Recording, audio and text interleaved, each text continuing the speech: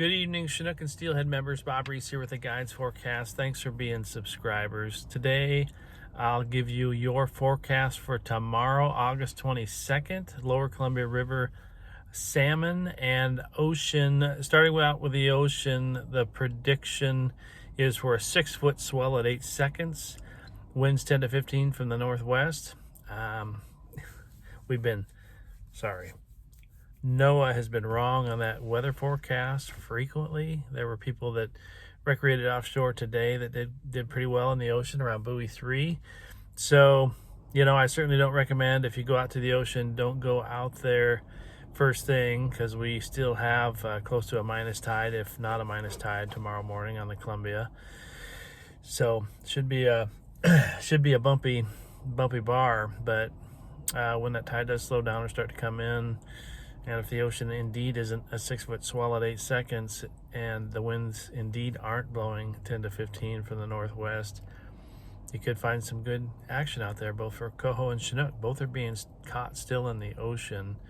The last time I looked at the ocean quota, we were just about 50% of the quota, but we had a couple of productive days after that. So a lot of coho left on the quota. Certainly some chinook within the guideline. Both are outside. It could be productive, but if the prediction is somewhere near correct, I don't think you want to be there. So it's one thing to be safe at a 6-foot swell at 8 seconds, but it's just not fun when you're getting banged around the boat and having a hard time landing fish that you hook. So take that in consideration. Plenty of fish in the river. I don't know if I'd deviate from what I've been doing. Not everybody's been getting 4 or 5 bites on their first pass in the morning, but I'm going to stick to that program. Probably go over to the Washington side again below the bridge and just make one long troll down to the Desdemona tongue and spend a little more time around buoys 20 and 21 in the middle of the river. That was one of the better chinook spots for myself and another fishing guide friend of mine, with not many people around. So not a fantastic bite today on that low last part outgoing tide on either the Oregon or the Washington side. I did see fish being caught on the red line that last part of outgoing tide, but we had some pretty good fishing about 5 days ago in the afternoon end of the outgoing tide, but I'm not seeing that for this particular time frame. So Chinooks are, even though there's lots still to come, coho are kind of overtaking the river, and there's some quality ones out there too. So doesn't necessarily mean you change your strategy at all. I'm gonna stick to that deep water troll. I'm using mostly anchovies, but you fish with what you have confidence with. One of my guide friends who did quite a bit better than I did today caught a lot of his fish on his Fatal Flash size 3.5 spinners behind Pro Trolls. His early morning bites, the majority of his fish came on spinners and Pro Trolls. So it really is what you have confidence with. And we've talked about it many times, and people understand the benefit of fishing hardware in warmer waters, and it's certainly warm water in the morning because you have mostly river influenced water, and he's having a hard time getting those fish to stick on the spinners, just like I'm having a hard time getting them to stick on whole anchovies. But we're getting bites, but you can't barbecue a memory. So, and then you're in the lower river after a good long troll in the morning, and if you want to target a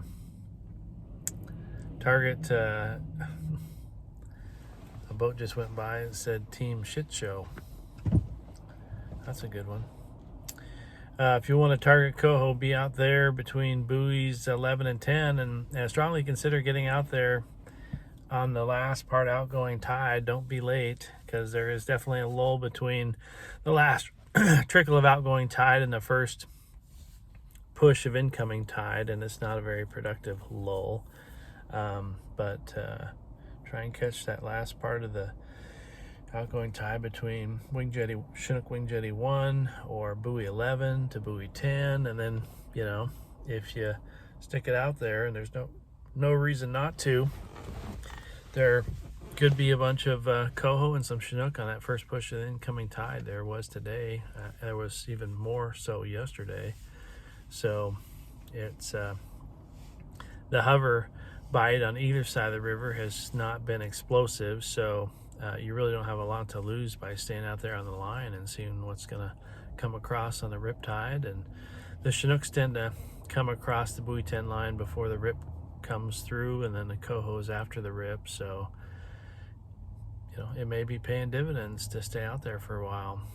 So we didn't have better action until we got close to high tide up the bridge, but this was day 2 of 2 where we had a good batch of bites up on the Washington side below the bridge in the deep water to the north of where most of the fleet's fishing. A guide friend of mine had a good batch of bites to the south of where most of the boats were fishing today.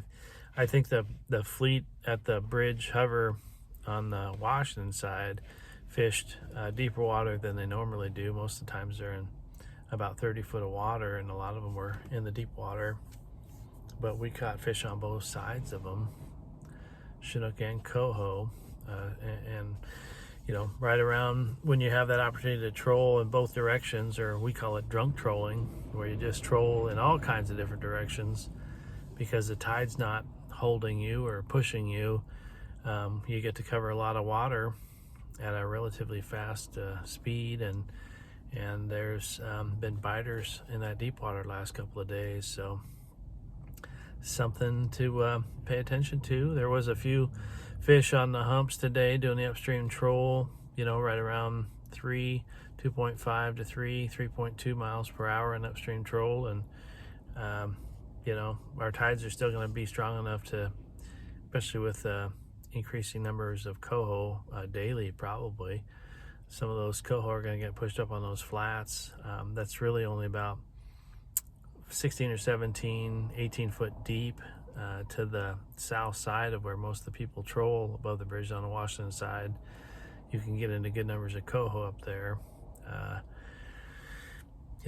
So keep spinning up there above the bridge. There is seaweed and a few jellyfish in the estuary, but you do want to definitely pay attention to when you see seaweed in the water. Don't be dragging your baits or your hooks around with a bunch of seaweed on it for a half hour. You're just not fishing. So pay attention to that. Again, anchovies and spinners are working well. One boat I know who is using spin fish and having pretty consistent luck with that for a sport boat. So it is peak season still, and fishing's gonna stay good. And get on down here to Astoria. Be careful if you go to the ocean, and have good luck fishing.